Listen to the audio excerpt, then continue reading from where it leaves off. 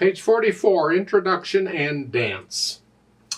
Now it's on pages 44 and 45 in my book. It may be different pages in your book, but if it's an Alfred thing, it's the same arrangement. So in the lesson, I'm going to refer to it as first page and second page when I'm talking about stuff here. What I found, not just Alfred books, but favorite books, a lot of other books, is they take the same pieces, the same stuff, and they put it in another book. It's like they're just repackaging the same stuff. So I've given lessons on this piece before. I have no idea what I said. I don't check, I don't script these lessons. I just say whatever I think at the time. So you might want to listen to those lessons to see what I said there, and hopefully I said close to the same stuff I'm going to say now. So I'm going to go through my routine to learn a new piece of music. I see this is 2 pages long, more or less. It's got repeat signs, it'll be a little longer than that.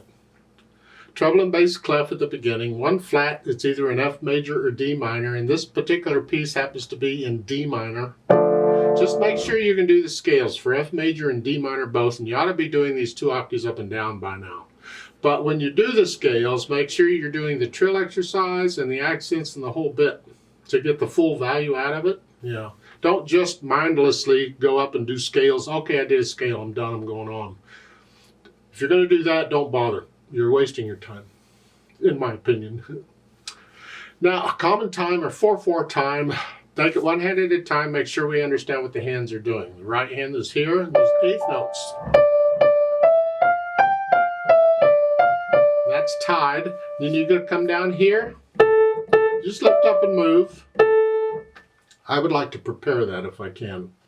So in the second measure, rather than this, because I'm going to use thumb again here, I want to prepare that. So instead of 3-1, I'm going to scrunch up and use 5-3.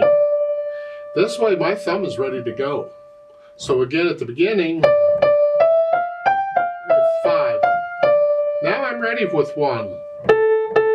Now there's nothing wrong with the fingering in the book. You can do that if you want to, but I like to feel my way around the keyboard, and when I can prepare for moves, I do. And that's all I'm doing. And then cross. Okay, if you want to, what I suggest you do is for the second line here, do thumb on the first A and 2 on the second. I'm going to change hand positions on that repeated note. And this way I don't have to cross over the thumb. Then in the next measure, I can just reach up. I can do 2 and stay there. I don't have to use thumb on that. There's 2's fine, it works. And then for the third line second measure, it is easier for me to use 4 because of the black key. I want to stay out here. If I do this, I got to come up here for the thumb. So I use 4 so I can stay out here. So I'm here, just scrunch up. And then here, and then 5. 1, 2, 3, 4, 1. And on the F sharp D, I like to stay out here. You can use the 1 if you want to, but you got to come up here. I'm going to use 2 on that, stay out here. And then 1, 4 here. So again, at the beginning of the second page is here, and then here, and then 2, 5, and then 1, 4 here, then 1, 3. Don't forget the B flat, it's in the key signature.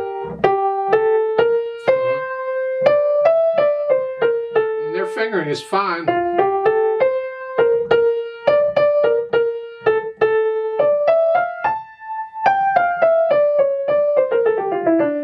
And at the bottom of the, that's just a D minor scale going down. Normally with D minor we have this, we use the C sharp, the 7th. You don't have to.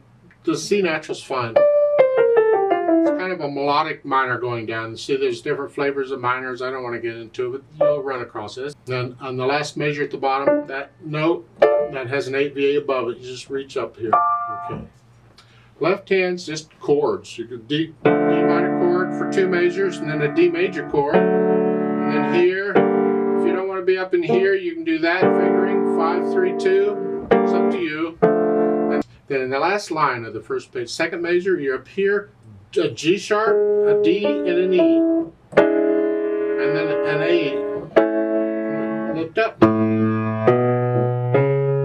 Now, a little bit of a problem here. because it leads into this. I would like to connect that. Well, the way it's written, I can't. I have to lift up. I'd really prefer not to. So what I'm going to do is alter the fingering a little. Makes it a little more complicated, but it allows me to connect the notes, and that's what I want. I want third finger on that D, and I can play the rest of the chord here, for the first measure. Then I can go to their fingering. So to get third finger on that D, I got a 4, thumb, 2. See, I just walk it back. I figure out the fingering, I just walk it back. So I can start with 2, 4, 3. That's how I can figure out a fingering when I want to connect something with the fingers. Sometimes you got to go backwards to figure out what finger to start with. So here it's 2, 1, 4, 3. And there's nothing weird about this. You got to be able to do this anyway. I mean, you're going to get it in the scales. You're going to here. The second page, the third measure there. Here. If you don't want to be up here, you do that. I'll leave that up to you. At the bottom, the last couple measures, you're here, and now you get the D minor scale going up. It's the melodic minor. We're raising the 6th and 7th step going up here, and this is the 6th step. Instead of a B flat, we do a B natural, and instead of a C, we do a C sharp. I raise the 6th and 7th step going up. I play the natural minor going down in the first ending there in the right hand.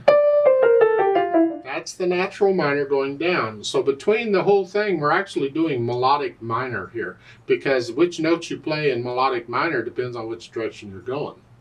So that is a melodic minor, D minor scale. And then here, okay. Then put the hands together here, and then here, and here.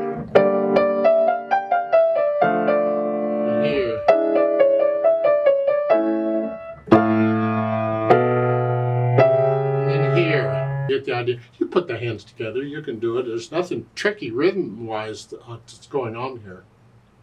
Now, once you have the fingers working pretty well, go back and take out any hesitations. You keep it as slow as you need to, doesn't matter, but no hesitations. The beat is a steady beat. And I put in the articulation. Well, this is all very connected at the beginning. You can lift up here. That's fine, it's a phrase. Then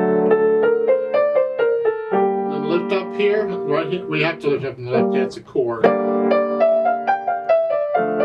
up again, right hand, see it? And the fermatas, I'm just going to hold those, you hold them out as long as you feel, it feels right. When I do it with a metronome, I'll double the value. So the first one will be for an extra count, and then this one for 2 counts, 2 counts, 2 counts, and then we go on. You see the staccatos? Don't accent them. The idea is sometimes when we do a staccato, we push off, we accent it. Don't. It's ba-da-ba. That's the accent.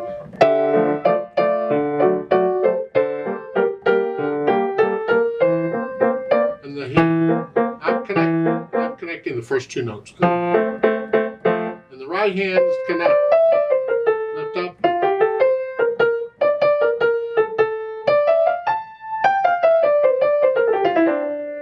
You're connecting it. Pretty much. You're lifting up between the sentences in the right hand. So the hands are doing different things, because that's just going boom, bump, bump, boom throughout. And once you have an idea of the articulation, then we think about the dynamics.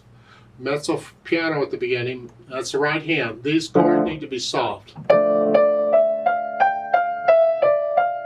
you're staying there until the second line, last measure, you go up to moderately loud. Mezzo forte in the right hand. Left hand still soft. And at the bottom of the page, you're sort of loud here. Sort of loud, almost the same. Come up just a hair. Now we're loud. And the left hand's in the background. You stay in that way until the end of the second line where you come down moderately loud. The third line you get the crescendo in the middle. Right there. That's kind of sort of the climax of the piece there. There, and you're staying loud now.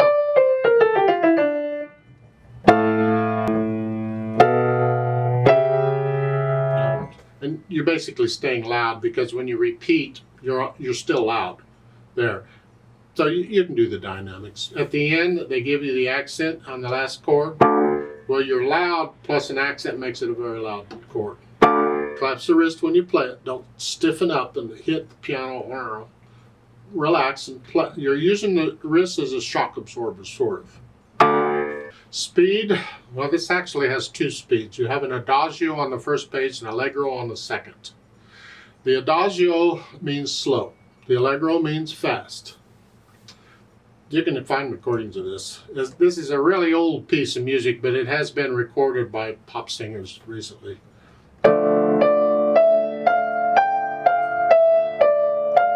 There are words to go to it.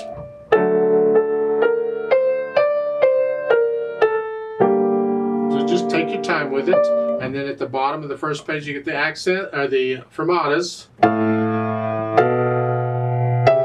Now we're going to take off.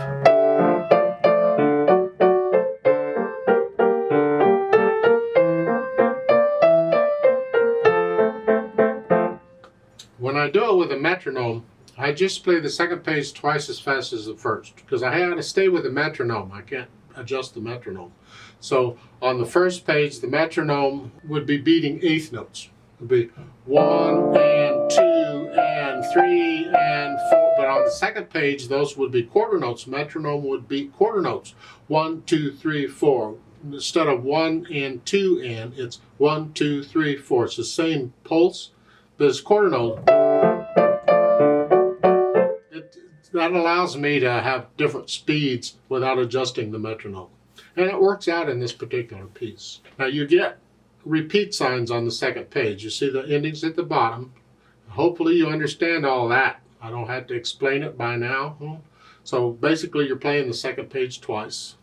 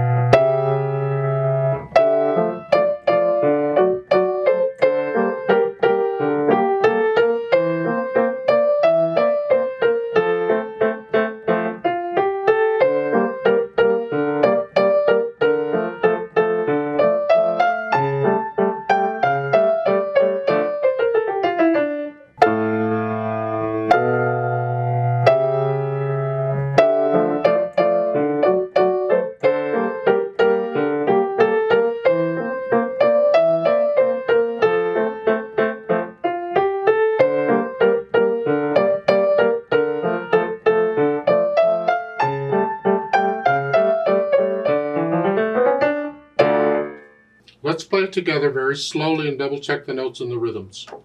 I'm not going to do any dynamics.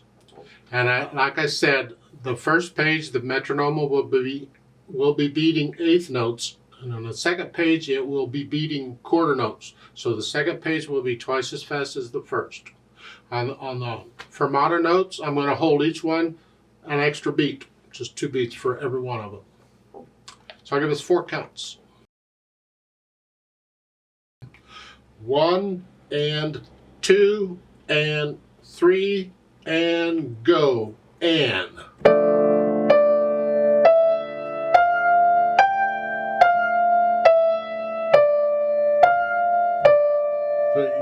And 3 and 4 and.